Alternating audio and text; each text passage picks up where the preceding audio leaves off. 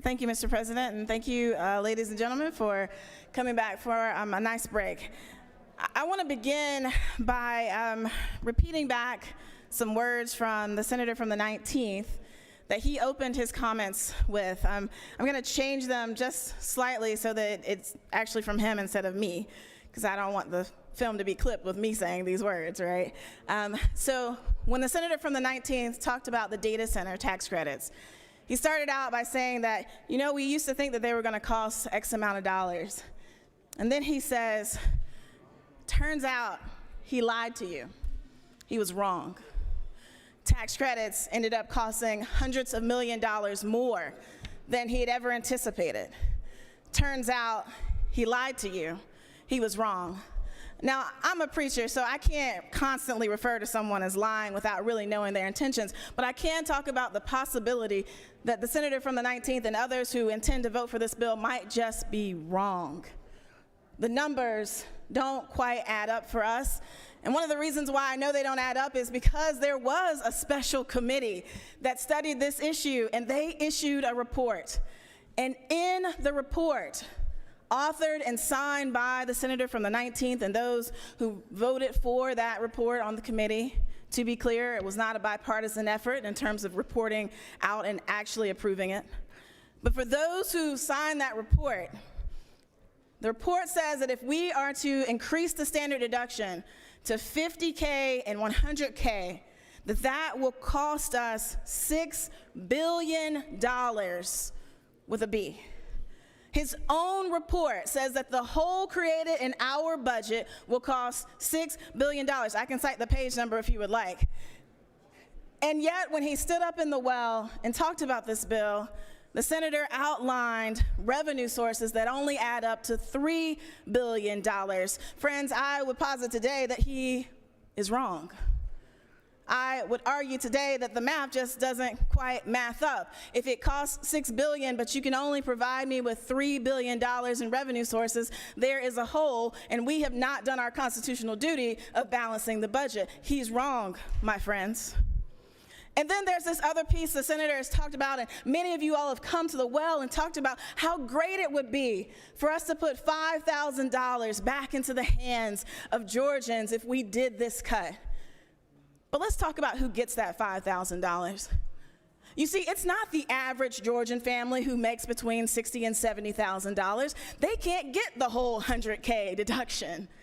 The average family who only makes $60,000 to $70,000, how much do they get back in their pockets based on the real math? They get about $1,300 a year. If you divide that across 24 pay periods to use the same logic that we heard from this well, that ends up being about $50 a paycheck. And I'll tell you, when I go down to my local grocery store with my constituents, $50 barely covers 4 days worth of groceries for a family. He was wrong when he suggested that we are putting $5,000 back in the pockets of Georgians. This bill does not do that. It puts $5,000 back in the hands of those who have a lot of money. Those who make more than six figures, sure, they get $5,000 back. In fact, you want to talk about some real numbers? Those who make in the top 1%, they get $20,000 back in their pockets. That's what the numbers really tell us. When he says that this is about working Georgians and making sure that middle-class Georgians are well cared for, he's wrong. This does not add real money to Georgians' pockets. If we really wanted to put money back in the pockets of hardworking Georgians, we would have passed an EITC, an earned income tax credit, a long time ago that was refundable and that would have put real dollars back in families' pockets. If we really wanted to actually help working families, we would increase our child tax credit and make it refundable so that families can get real dollars back to them that can help offset the rising costs. You see, my friends, I listen to my constituents.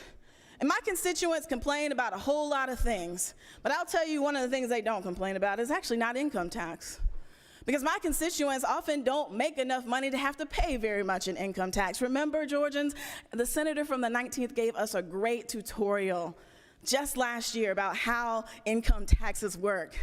And if you don't make much money, your tax liability in the state of Georgia, it's very low. So when my constituents call me, my constituents who are struggling to pay for groceries or who are overwhelmed by child care costs, when my constituents call me because they can't afford $100 to replace a tire that was blown, they're complaining about those things. True affordability, the cost of groceries, they're complaining about the fact that rent has increased by 60% over the decade. We've seen a whole lot of ads and things about how great this is, and there was even someone who posited that if we were to pass this bill, we are providing a 5% raise to Georgians. Well, let me be clear. First of all, that's only to some Georgians, and it's typically Georgians who make over six figures. But secondly, a 5% raise in the face of 60% increase in rent is just a spit in the face. To give someone a 5% raise in the face of grocery prices that are well beyond that inflation rate, it's just a few pennies. It's just to try to appease the masses while all the meanwhile making sure that we give more and more money, allowing more and more people with real money to keep that money in their pockets. This bill, my colleagues have said it before, it's a scam. It's a scam that tells you, those of you who are watching this, that, oh, look, you won't have to pay income taxes. While meanwhile, it's actually saying to their friends who make six figures and more, you won't have to pay income taxes. If we want to make a real difference in this state, we want to make sure that families are able to pay for 6 months worth of groceries. We need to give them a refundable child tax credit that is real money, that puts money in their pockets more than the little $250 that we currently give. If we want to make a real difference, it's about a progressive tax rate. Here's what my constituents tell me where I'm from, and I know I'm from a different place than a lot of you all, but in DeKalb County, my constituents tell me that what they really wish when it comes to taxes, they wish that we would make the people who are really rich pay their fair share. That's what they tell me. They say, why do the wealthy just get by and not have to pay their fair share? Why are corporations being treated like people and paying so little? Why can't you just tax the rich? That's what my constituents are asking for. They're asking for the upside down pyramid of how taxes work, where those who make the most pay the least and those who make the less pay the most. They're asking for that to be flipped upside down and to make sure that those who are wealthiest pay their fair share and that those who have the least contribute only what they can. And then that when we actually do this, that we also make sure we balance our budget without destroying the very agencies that provide safety nets for those who can't even begin to pay income tax. You know what this bill does nothing for? It does absolutely nothing for the people who are sleeping under bridges that we drive by every day. This bill does absolutely nothing for those folks. This bill does absolutely nothing for the family that can't even find a job that will meet the $50,000 tax standard deduction.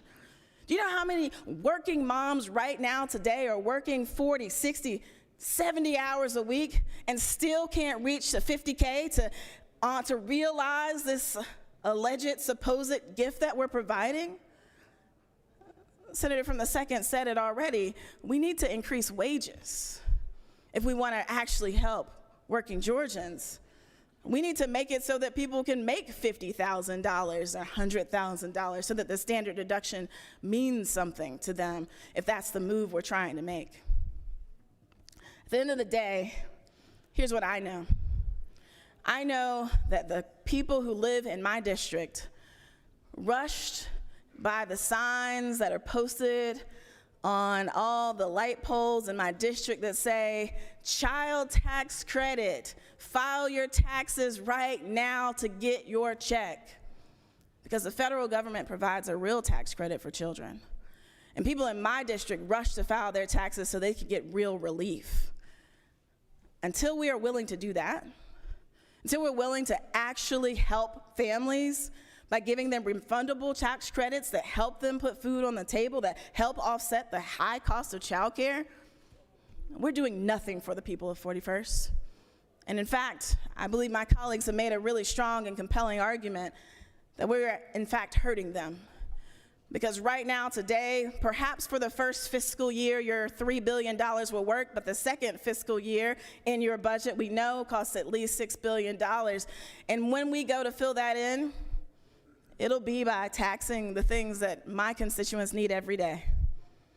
It will go to increasing a sales tax. Friends, let me end with this. I don't know how many of you like shopping at Costco, but if you want to shop in the Chattanooga Costco, you know where it is. It's in Georgia.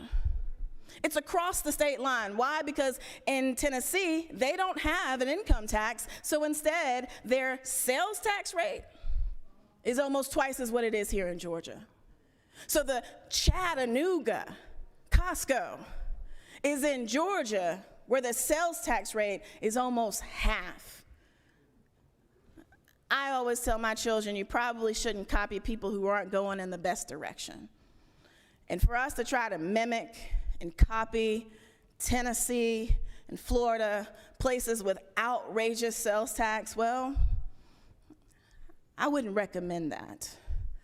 But instead, I encourage us to stay on the path where we actually do good things. There was a senator from the 42nd who raised the child tax credit last time to $250. And it was just a start. We can do more. That's the type of tax credits that we need. That's the type of progressive system that we need in Georgia to make real difference. I conclude with this. It's a scam.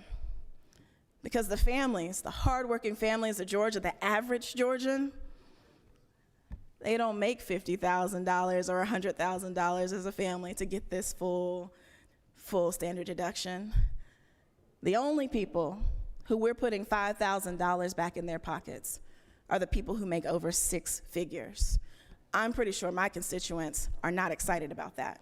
With that, I yield the well.